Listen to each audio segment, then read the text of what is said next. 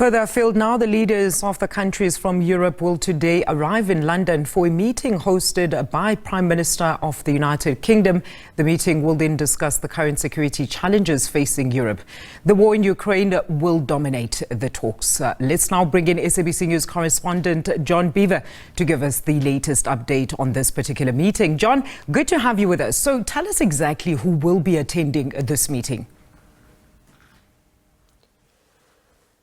Oh, well, the list is a real who's who when it comes to European leaders and leading politicians. We have people obviously from the UK. We've had the Italian Prime Minister here as well. Now, Giorgia Meloni is seen as a key ally. She, of course, is a right-wing politician. She's close to Donald Trump. So she very much is been getting some special treatment. She arrived at Downing Street in London and has just had a meeting with Keir Starmer, both of them reaffirming the friendship between the two nations, and then arriving in the UK as well for this defence summit where we have leaders from Ukraine, France, Germany, Canada, Denmark, the Netherlands, Norway, Poland, Spain. The list goes on and on. So this is a huge gathering of European leaders at what is seen as a crucial time when it comes to the ongoing conflict in Ukraine. Absolutely, and a lot of support there. Polish Prime Minister Donald Tusk is saying that Poland could use its friendly ties there, John, with Washington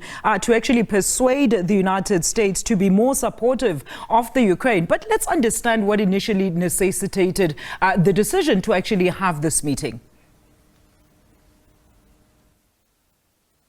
Yeah, well, I think there is very much a feeling that Europe needs to take the lead now. We have seen after those extraordinary scenes in the Oval Office on Friday, not long ago, those scenes between Donald Trump and the Vice President as well, and Ukrainian President Volodymyr Zelensky, that very heated exchange of words in the full glare of public attention.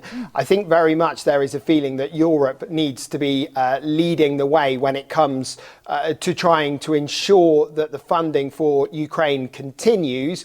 But also as well, we've heard from UK Prime Minister Keir Starmer this morning saying that the UK is positioning itself to work with France and others to try and work out some sort of peace plan that can be presented both to Russia, but also a peace plan that can be presented to Washington as well, because now we have a president in the White House who has said some fairly extraordinary things in terms of his feelings and opinions about the Ukrainians, about the ongoing conflict.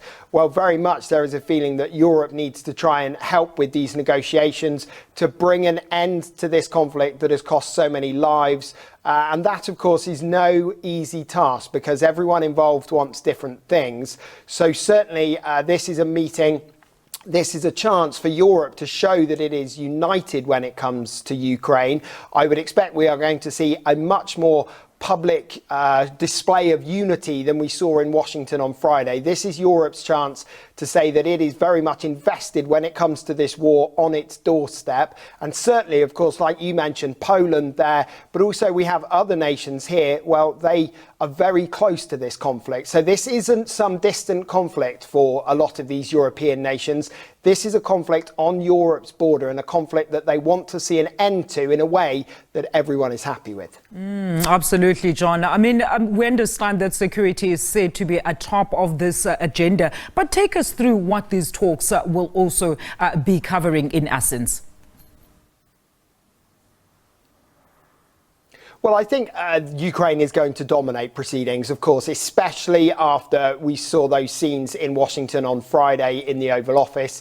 Ukraine is very much top of the global agenda. But of course, European nations will use this opportunity, I'm sure, when they come to issuing a press release after this is all wrapped up, where they will be talking about greater European ties, about improved trade and relations, and all of those sorts of things that we always have when this number of senior politicians and leaders get together.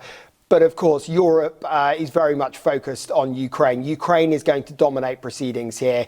It is being sold as a defence summit, so this is very much what is on the table here. We have the NATO Secretary General is expected here, as well as prominent members of the EU as well. So very much all sides are represented here. Ukraine is going to dominate things. As I said, there is very much a feeling now that because American support is waning, that Europe needs to make sure that there is a plan in place to try and bring this conflict to an end, and bring it to an end in a way that people are happy with. Now, that is no easy task. When you look at the guest list today and the more than a dozen leaders who are here, and then, of course, you add Russia into it, and you add in a sceptical President Trump into it as well, well, then, of course, this is a high-stakes meeting that is going on, and very much a chance for Europe to try and show a united front when it comes to solving this ongoing problem.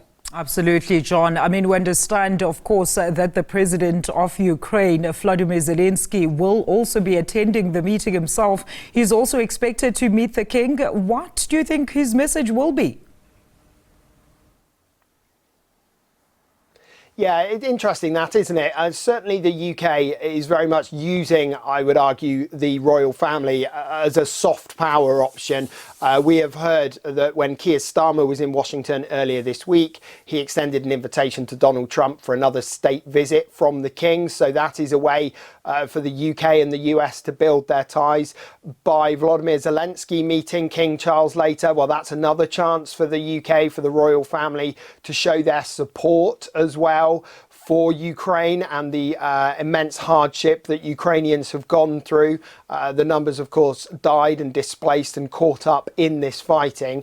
And I think the message that we've very much seen from the UK in general when it comes to Ukraine is one of support. We saw Keir Starmer warmly greeting Volodymyr Zelensky yesterday when he arrived in the country, a very different reception than the one he got in Washington, D.C. We've seen Keir Starmer, the UK Prime Minister, trying to position himself in the middle. He said that shortly after those scenes in the White House on Friday, he spoke to both Donald Trump and Volodymyr Zelensky. So very much trying to be the peacemaker between those two men, as well as this wider task that we've been hearing about this morning of the UK and France and others, they say, trying to come up with a peace plan that everyone is happy with. So I think very interesting that Volodymyr Zelensky is meeting King Charles again. They've met before, but certainly it's a chance for the UK to reaffirm its support for Ukraine in this ongoing struggle. Absolutely. And those leaders have been very vocal about their commitment to fully support Ukraine as well as its president there. John, thank you so much for that update. That is SABC News correspondent with us in London, John Bevir.